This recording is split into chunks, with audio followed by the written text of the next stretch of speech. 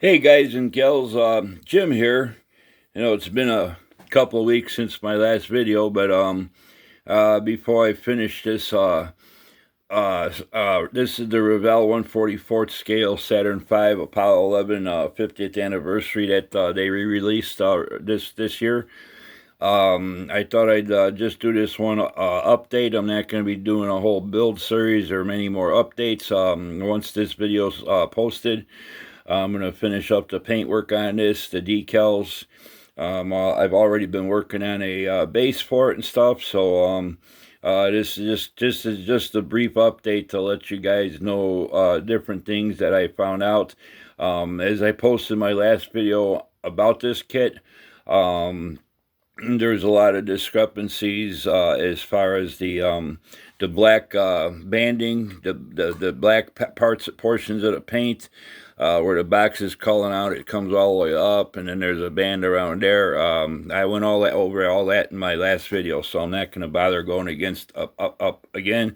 If you Google in photos of Apollo 11 on Google, and you go to a website, I believe it's nasa.gov.com, you'll find real great pictures, actually, of them stacking the stages for the Apollo 11. Real pictures of it and stuff, so you can get your paint colors off of there. Again, another thing too, the AMT Man in Space set. It's a lot smaller. It's 1/200 scale. That actually has the proper paint scheme on those instructions compared to this Revell kit. So, and like I says, as I said before too, I research all my models before I even start building them. I might not be 100% spot on accurate, but I try to get things as close as possible to the real deal and stuff. And the last couple nights, like I said, I got some upcoming builds. Before I get to the Millennium Falcon, I might sneak in my favorite Batmobile of all time, which is the 1989 Michael Keaton Batmobile. It was in two movies. It was 1989 Batman, and it was also in Batman Returns. And the only difference in that, the first movie, it was a flat black. The second movie, Batman Returns, it was kind of a gloss or semi-gloss black. But I did come across one discrepancy. I see a lot of things. Builds on that one with gold wheels, kind of like a darkened gold. There's no gold wheels. They were painted like a satin black. A little bit of shine to them, but not a gloss. They were more like a satin black. Other than that, everything else, I'm going my route and stuff with that one. I've built several of those in the past, but I think even on the box instructions, it tells you to paint the wheels gold, but they weren't gold. So, and if you go on YouTube, even there's a video, Jeff Dunham, the ventriloquist guy. He's got the third one. They built three of them. They used two of them for the first movie. They used the third one. They used for the second movie. He actually owns that one. The wheels are black. They're not. There's no gold on them whatsoever. So, but like I said, I like to research models, whether it's real life, as this is with the Apollo rockets, or if it's a sci-fi model, fictional type model. I try to research photos of it as it was seen in the movie and try to get kind of close as possible, so people, sometimes people see something a little different. They don't relate it to what they saw in the movie, but I try to get it where they can look at the model. Oh yeah, that's what it looked like in the movie. That's just the way I build my models and stuff. I research everything. I download a bunch of pictures and stuff, and then I go from there as far as my paint work and stuff, my weathering, things like that, different details that I might want to add. So it's the same with this model. The Revell box, it calls out, which we'll go through. First off, it calls out that the bottom where the five engines mount is green, as well as the inside of that is green. I'm just going to primer that once I get the, everything set to go. I'm just going to be primering that and with a light gray, and that's going to do it. Most of the inner parts of the stages, like that there, it's just a light gray. I used a light gray primer, and that pretty much is what I saw in the photos of the actual stages for the Apollo 11 as it was being stacked. this bottom plate, or whatever you want to call it, bulkhead, that was actually white. And then for the engines themselves, I used a what's called a graphite dust metallic, or graphite gray metallic. It closely resembles the steel color of the engine nozzles, and then I use the steel color for the extra detail on there, like the raised the little fuel lines, or whatever you want to call them, that wrap around and supposedly deliver the fuel to the engines. I use the steel on that, and I think it looks pretty good. It's the same thing I did on the AMT model that I built back in the summer and stuff. As far as the bulkheads, they also, the bulkheads, they got them called out as it's like an emerald green. It looks almost like it would be a metallic shiny green. There's not even anything in the photos of the actual Apollo 11 stages that is green. So the bulkheads they show, they're almost the color of the external fuel tank on the space shuttle. They're like a real deep rusty orange. So I mixed up just some testers orange with a little bit of rust added to it to darken it up and everything, and that's where I went with that. So that's that. These are already the base coat on the white, and I'll be starting all the masking for the black. Seams on these, they were pretty horrific. It wasn't really gaps. It was more so, they didn't line up. It was like steps and everything. And what I did, you can partially still see it somewhat, but it's not too bad. Camera's going to pick it up a little bit more, but that seam runs right down the center. That is supposed to be a raised surface, comes to a little bit of point. It's not supposed to be smooth. But what I use for filling my seams these days, I went from real bad seams. I use the old the sprue glue, or sprue goo, whatever you want to call it. I mix it different consistencies. This is kind of medium. You can blob it on there, give it a half a day or so to really set up and dry, and it's like you're actually adding more plastic to the plastic parts themselves and stuff. It works real well, easy to sand and file and all that. And all I use for filing, for sanding that down, the seams down, is my little filing sticks I pick up at the cosmetics department in Walmart. They got a set. You get black ones, which is like coarse and medium. Then you get a set of package with the pink ones, which is like a fine and an extra fine. So you can go through 4 stages to really get everything smooth. And then the finest one, it really polishes out the scratch marks and stuff from the coarser grits and stuff. But that's what I use for sanding my seams on something like this, and it helps keep it round where you don't get a flat spot and stuff. The second stage seams were the worst. I mean, I really had to do a lot of filling, adding extra the plastic and then filing it down to keep it perfectly round and stuff. So that was about the worst. As far as the bottom of the stages, I'm going to get the third stage. The inside of the third stage, I didn't take it apart or anything, but that's also the same, the bulkhead where the lunar module sits in there. That's the same color as that bulkhead for the inner fuel tank on the first stage, that like rusty orange color.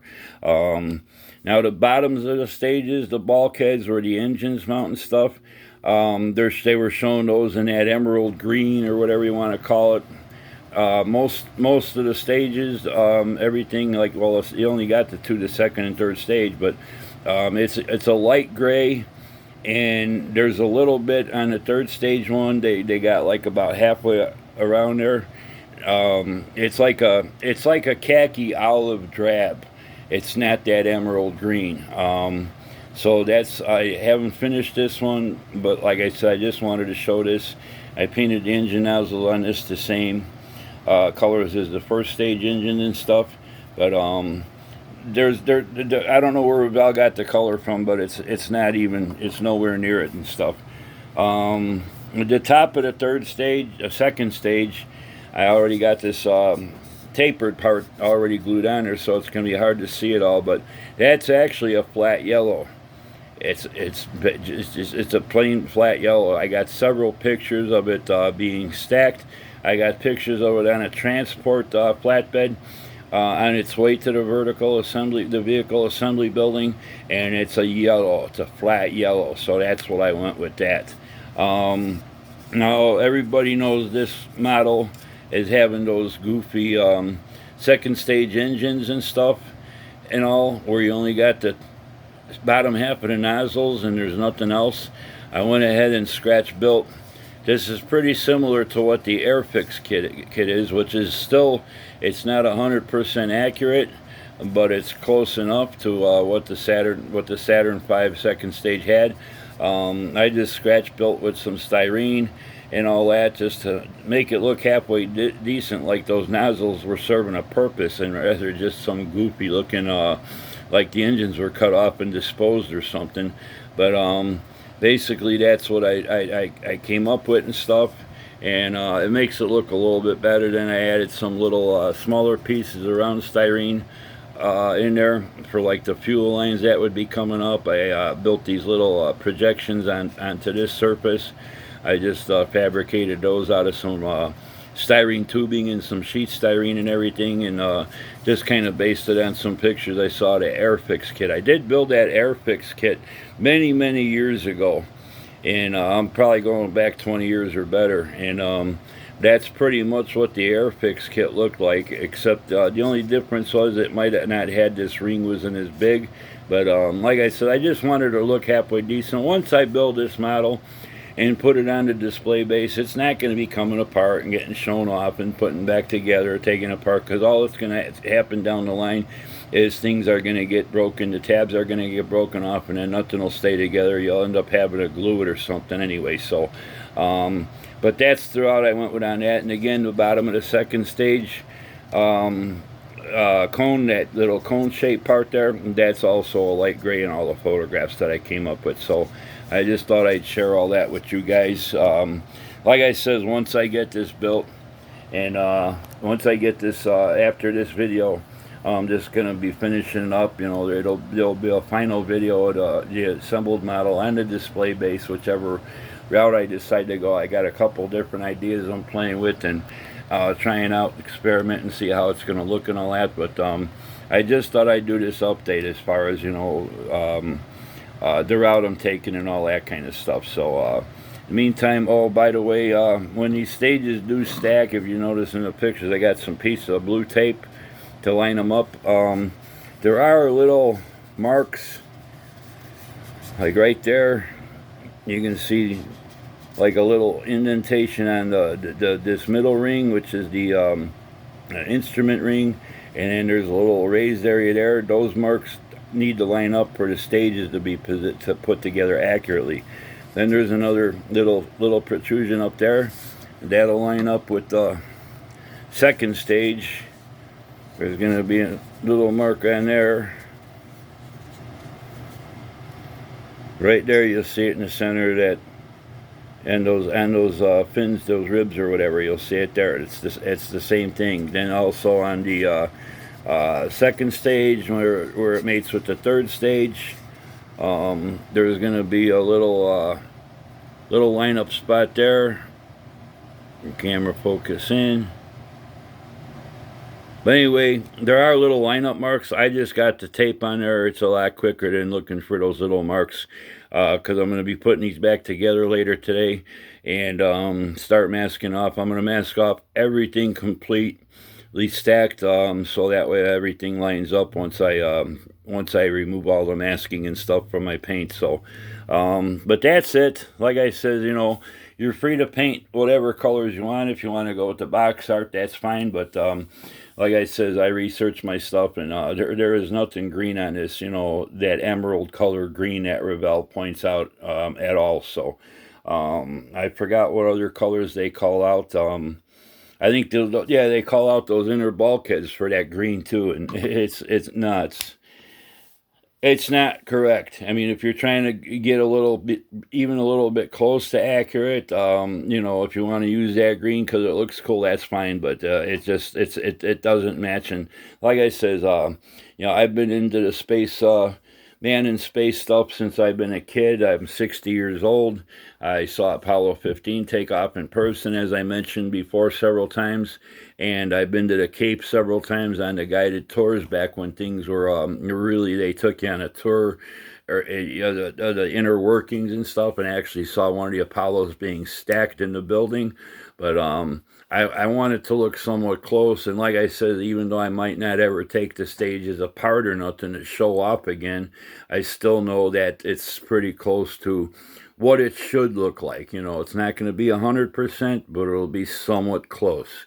So, other than that, and like I said, the main thing I wanted to correct that engine deal and stuff, and to me that looks a lot better than what the kit originally came with. So, pretty happy. I still got to paint the insides of the nozzles, you know, but it's getting there. So, till the next time, you guys all take care. Have a good one, and we'll be talking to you soon. I'd like to thank all my subscribers, all my new subscribers this past couple of weeks in the new year. Things I haven't had any problems with YouTube. I notice a couple people have come back that left because all that COPA shit and stuff. Sorry about the French, but some people have come back. And all that. So thanks for subscribing. Thanks to all my new subscribers. Thanks for the great comments you guys have been leaving me. Thanks for hitting the like button. And like I said, I leave my email in the description on each one of my videos. So if you ever need to get a hold of me personally and want to discuss something or ask me questions that you don't care to leave in the comments, you know how to get a hold of me. So till the next time, take care. Happy modeling. And we'll talk to you soon. Bye.